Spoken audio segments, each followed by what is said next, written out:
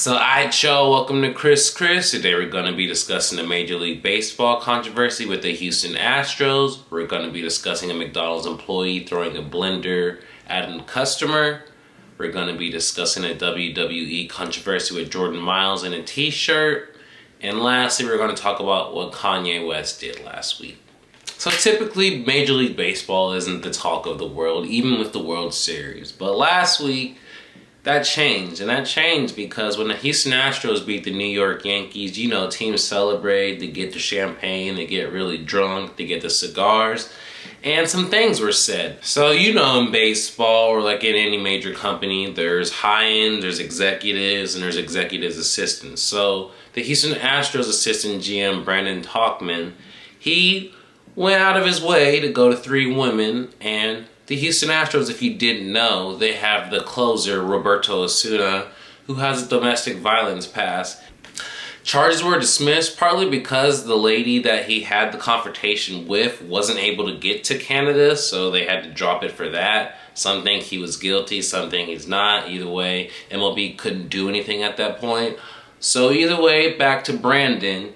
When the Houston Astros won, he yelled, "I fucking love Roberto Osuna" at 3 female reporters.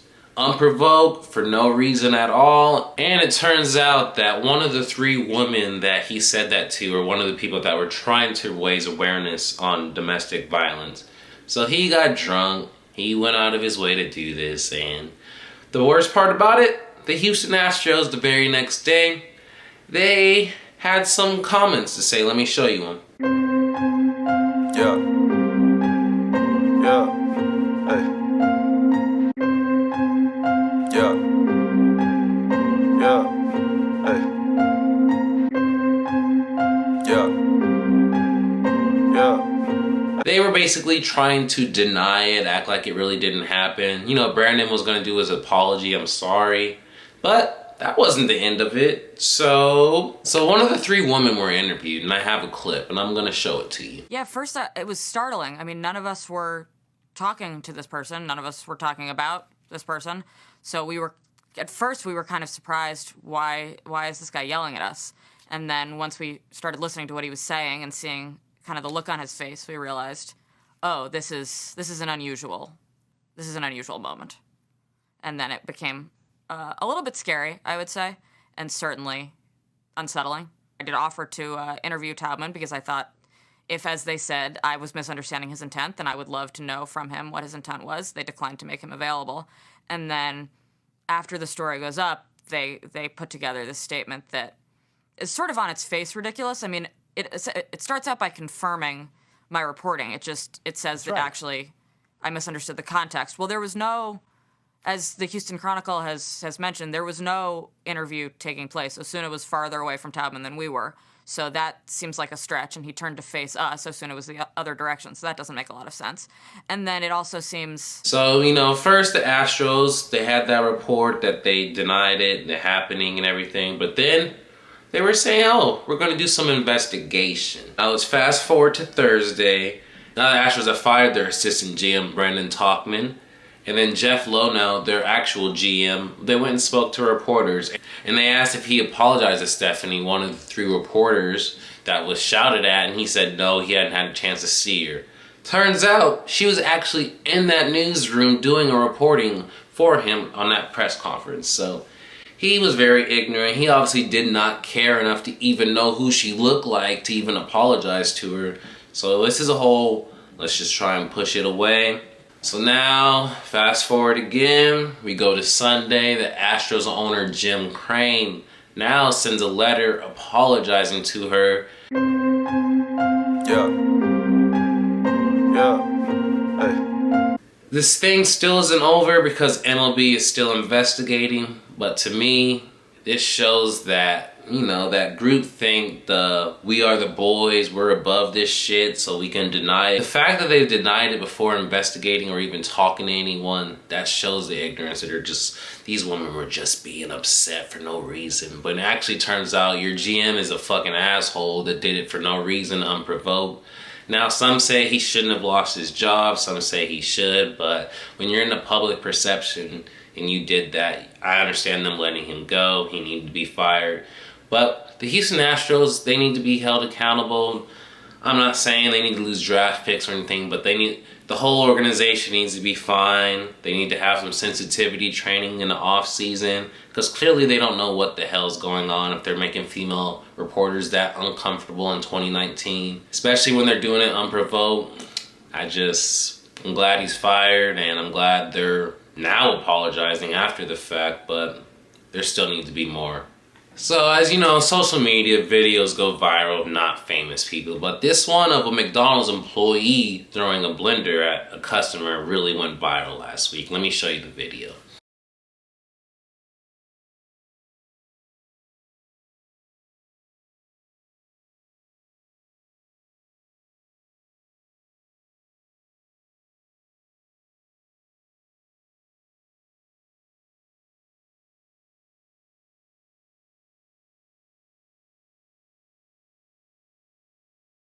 So first, the customer, I understand you waited for like 20 to 25 minutes, so you're upset. But why are you throwing food at an employee? Alright, fast food workers already get treated like crap. Service workers in general get treated like crap. They don't need to have food thrown on them. And it's just like, if you're the type of person that treats service workers or fast food workers like shit, I judge your character a lot. You're a terrible person, and the fact that you would even throw food at someone that's at that shows who you are as a person. Now, I'm not saying she deserved to have a blender thrown at her, because no one does that, but you start something, you can't be mad when you push someone and then they punch you, or you can't be mad, and you can't be mad when someone escalates something. So you threw that, so they escalated and threw a blender, now it hits your eye and you look like this, you look like a hot mess, and you gotta explain to people, I look like this because I threw food at a fucking employee. I understand sometimes their service sucks, but they're doing their best. They're getting paid shit. If you're being paid shit, would you be giving your 110% on everything? I know I wouldn't. So let's treat these people better, and let's hope these incidents don't happen. As of now, no charges have been filed. Of course, the McDonald's employee lost their job. I'm gonna keep tabs on this and see if she's able to sue or not, because she's the one who instigated it. It's true that McDonald's employee escalated it, so that's why I want to keep tabs. Maybe she might get money, or maybe she won't. But yeah, let this be a lesson. Treat your fast food workers, service workers, treat anyone with respect, and don't throw food at them. Alright, so next, WWE. I haven't really watched it since I was like, 10 to 12, but it hit social media on Sunday, and I was like, why are we talking about WWE? It's not like WrestleMania or their big event. But it was for this shirt, for this new up-and-coming wrestler, Jordan Miles. And let me show you this shirt. Yeah. Now you look at that shirt, some people will look at it and like, I'm not so sure why people are upset about it, but he's a black wrestler. He's bald. And then you put him on a black shirt, you have the face look like a mouth, and then you have his words look like teeth. To me, it looked like a representation of the blackface they used to do of us in the 50s and the 60s, where we always had the big mouths with the teeth and all that. It just was really unacceptable, and it showed ignorance. Jordan was upset. He's saying how WWE doesn't really care about black people. Now, I know mistakes happen, but when you have a past with Vince McMahon, he started the XFL when the NFL was really having a controversy with Colin Kaepernick, and he was saying if you want to join a league that doesn't have any of that, come follow the XFL. So when you say stuff like this and then you release a shirt like this, it's hard for me to not think maybe it wasn't a little intentional and he's just that ignorant to release a shirt like that. I did a little more research into it. There has been some talks that Triple H thought Miles signed off on it, but he didn't, and as of now, I'm recording this video Monday morning. Miles released a video this morning that was deleted, but I actually still have it. Let me show you this. WWE doesn't care about black people. You can tell he's really upset, and as of now, WWE hasn't released a public statement. Whether they're gonna apologize or they're gonna try to let this blow by, I'll let you guys know. But like I said, as of the video now, WWE hasn't released a public statement.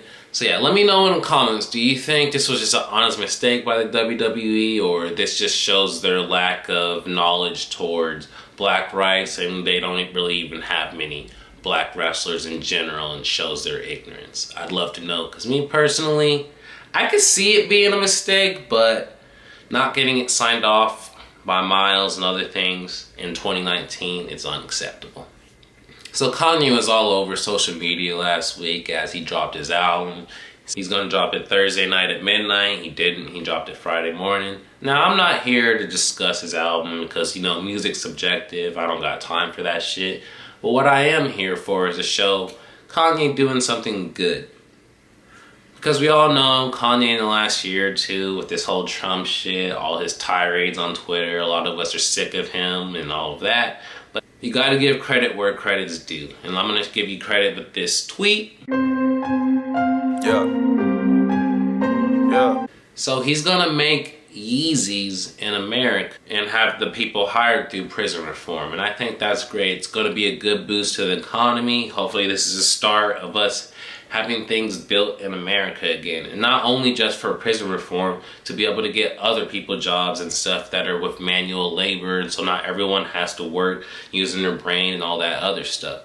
You know, back in the 40s and 30s when they were we were building cars actually in Michigan, there was way more jobs. So if we were actually to manufacture things here, this is actually going to be an uptick to the economy. So power to you, Kanye, for thinking of this. It's pretty smart. He plans on getting it started within the next year or two. Hopefully some other artists can see you doing this. And if your Jesus is King is going to lead to you doing things like this, then I'm all for it.